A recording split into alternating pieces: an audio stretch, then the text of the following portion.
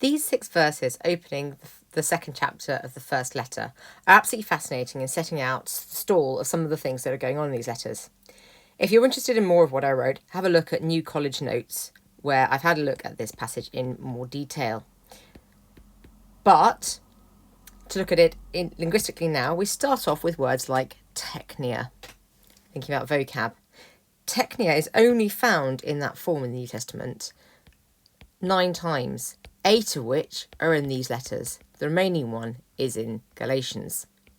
So it's not a common term, it is a diminutive. It gives you something of the endearing, inclusive nature of this text, without perhaps being patronising. It's worth watching out for these terms as they keep on coming on through these chapters. So we started off with a vocative address, techniamu, and then we have a phrase, tas graphohumin, hiname hamatete, end of sentence. And then we've got a subordinate clause, a conditional, ean tisamate, and then we have the apodosis of what the result of that is. Verse 2 opens with a direct statement and then extends that ou periton hemeteron de monon ala kai peri holu tu cosmu. Then we get a shorter phrase with another conditional protasis appended to the end this time. Verse 4 opens with a very short hologon hoti triggering its own direct speech, egnorka auton, and then a comparison, kaentlas autu meteron pselstes estin. And then we get another indefinite clause, hosdan terre aututon logon, an explanation of the impact of that indefinite clause. And then the next stage of the argument. And then the next participle, setting off a very complicated sentence that breaks into 3 short units that are not taken in that order. Otherwise, vocab in this passage is not too unusual. We do have some quirks worth looking at. In terms of subjunctives, we've got purpose clause, indefinite conditional, and then a general indefinite clause later on. So you do see a good range of these coming in. I'm writing these things to you so that you know you're not going to sin. But if anyone does. Now, one of the interesting things about this text is how do you get indefinite conditionals over?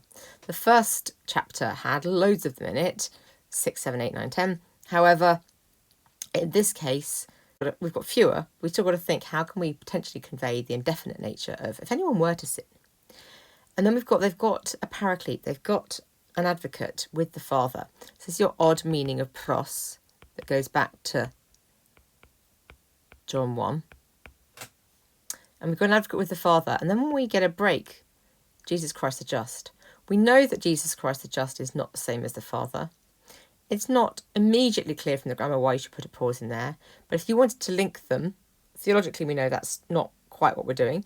But if we wanted to link them grammatically, you might expect an extra article in there, for example, ton, to show that you had some kind of attributive going on there, rather than yes in Christon describing the parakleton. So it's a messy sentence that shows the richness of the multiform nature of God. He himself is a means of propitiation, periton hamartion, on behalf of our sins, not only on behalf of ours alone, monon, ala kai peri holu tu cosmu. Now you could say holu tu cosmu follows peri concerning the whole of the world, but it makes much more sense to balance up these phrases and imagine there's another hamartion that's supposed to be going in there. En tutor. This is a rhetorical marker. En tutor as a hook in your argumentation. This is how we know that we have come to know him. And genorskamen present, egnorkamen perfect. There's a great demonstration, followed by egnoka, in this text of phases of knowledge and kinds of knowledge, relational knowledge, factual knowledge, developments in knowledge. Worth charting as you read the whole text. Do have a look at my New College Notes article for some further discussion. Then we've got, this is how we know that we're going to do them, and then almost parenthetically, or certainly some kind of explanation if we keep his commandments. Hologon hoti, we've got a substantive participle very characteristic of this text. The one who says he does know him, yet doesn't keep his commands, is a liar. And en tutor, now this time en tutor is referring back to the person. The ho is the tutor here. So we've seen in this en tutor used as a rhetorical hook, but also as an actual pronoun referring back to an actual thing, person in text. Whoever keeps his word, then we get truly he agpetutheu, the love of God, teteliotai, perfect again, has been accomplished, has been perfected, carried out in him. And again, that tutor there is an actual person. And now we get en tutor. This is how we know. So now we've got it rhetorically. So you're seeing en tutor repeatedly used in different ways, that we are in him. Verse 6 is perhaps the most complicated. The one who says, legon. If you take it as says, you then need that, which is here, shown with an infinitive, which would be a classical way of doing an indirect statement, the one that says he remains in him.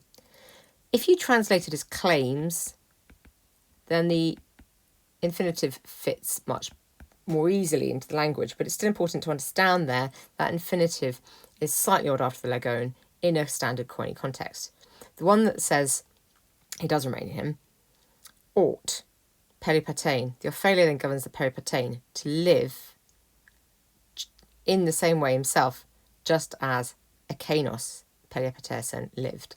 And Ekanos here is Jesus, the person who is now dead and therefore can't be pointed to.